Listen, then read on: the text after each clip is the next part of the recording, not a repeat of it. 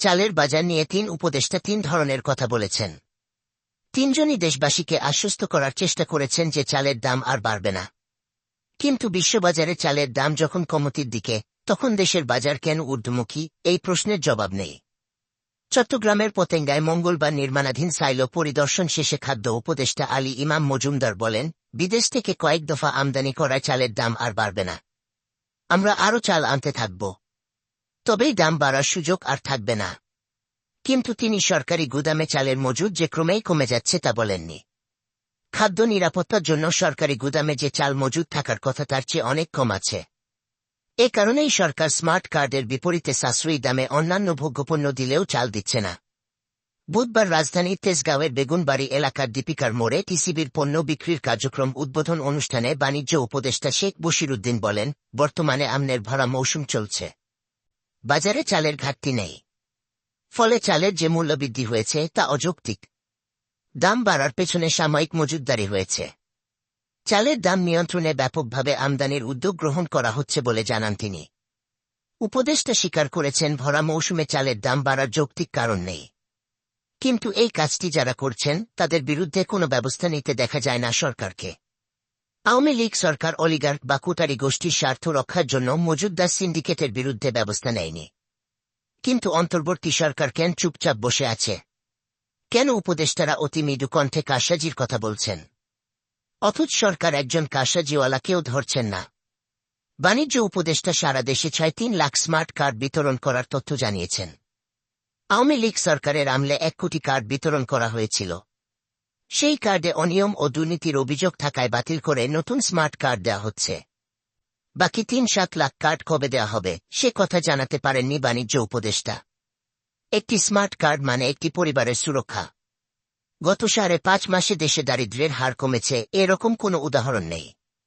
গত ৫ December research and policy integration for ডেভেলপমেন্টের রোন্যাপিড গবেষণায় উঠে এসেছে, ২০২২ সালের পরের ২ বছরে ক্রমাগত উচ্চ মূল্যস্ফীতির কারণে দেশের মানুষের ক্রয় ক্ষমতা কমেছে। এতে নতুন করে ৭-৮ লাখ মানুষ দারিদ্র্যসীমায় এসেছে, আর প্রায় ১ কোটি মানুষ দারিদ্র্যের ঝুঁকির মধ্যে এসেছে। এর মধ্যে আগে দরিদ্র ছিল এমন মানুষের মধ্যে ৩-৮ লাখ চরম দারিদ্র্যসীমার নিচে চলে এসেছে। অর্থাৎ সব মিলিয়ে ১ কোটি ৭-৮ লাখ মানুষ নতুন করে হয় দরিদ্র হয়েছে বা দারিদ্র্যের ঝুঁকির মধ্যে এসেছে উচ্চ মূল্যস্ফীতির সঙ্গে সেভাবে আয়না বাড়ার ব্যবধানের কারণে। এর আগে জাতিসংঘ উন্নয়ন কর্মসূচি ইউএনডিপি প্রকাশিত প্রতিবেদনে বলা হয়, বাংলাদেশে ৪ কোটি ১০৭ লাখ মানুষ চরম দারিদ্র্যের মধ্যে বসবাস করছে। তাদের মধ্যে ৬.৫% অবস্থা গুরুতর। এ অবস্থায় দ্রুত ৩-৭ লাখ কার্ড বিতরণ করা হলে অন্তত ১.৫ কোটি মানুষ সাশ্রয়ী দামে নিত্যপণ্যগুলো কিনতে পারতেন। স্মার্ট কার্ডধারী গরিব মানুষের জন্য দুঃসংবাদ হল, এবার তারা চাল পাবেন না।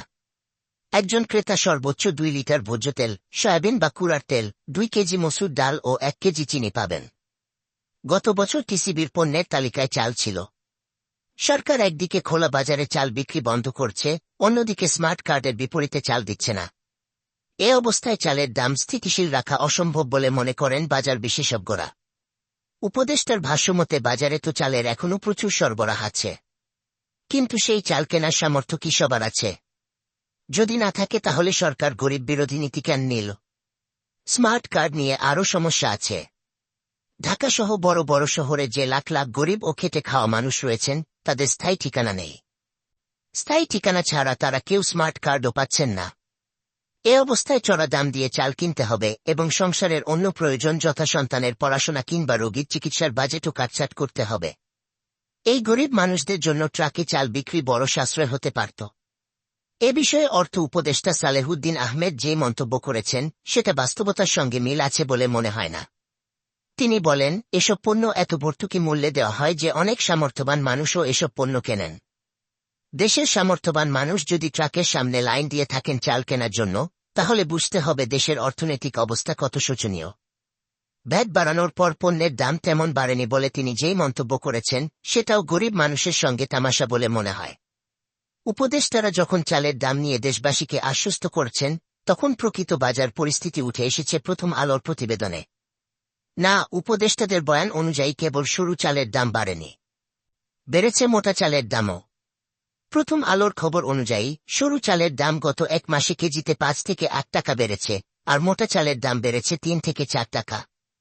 উপদেষ্টাদের কাছে ৩ বা ৫ টাকা বৃদ্ধি হয়তো কিছুই নয়, কিন্তু গরিব মানুষের জন্য অনেক কিছু।